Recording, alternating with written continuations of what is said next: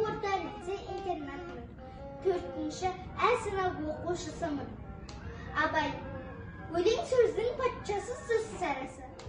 Өлең сөздің патшасы сөз сарасы. Қиыннан қиыстырар ертанасы. Тілге жеңіл, жүрекке жол тиіп, теп-тегіс жұмыр келер айналасы. Бөтен сөзбен бұлғанса сөз арасы, ол ақынның білімсіз бейшарасы. Айтушы мен тыңдаушы көбінады. Бұл жұрт сөз танымас бір парасы. Әуел аяқ хадис сөздің басы, қосарлы бәйт сымал келді арасы. Қисыны мен қызықты болмаса сөз, неге айтсын пайғамбармен оны ауласы. Мешіттің құпта оқыған ғұламасы, мүнәжат уәлилердің зарналасы.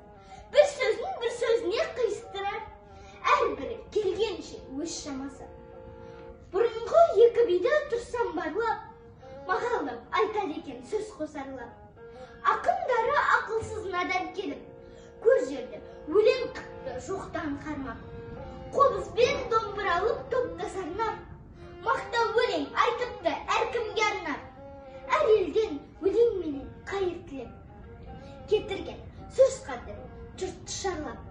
Мал үшін тілін безіп жанын жалдап, мал сұрап біреуді алдап біреуді арбап. Жат елде қайыршылық қылып жүріп, өз елін бай деп мақтап Құдай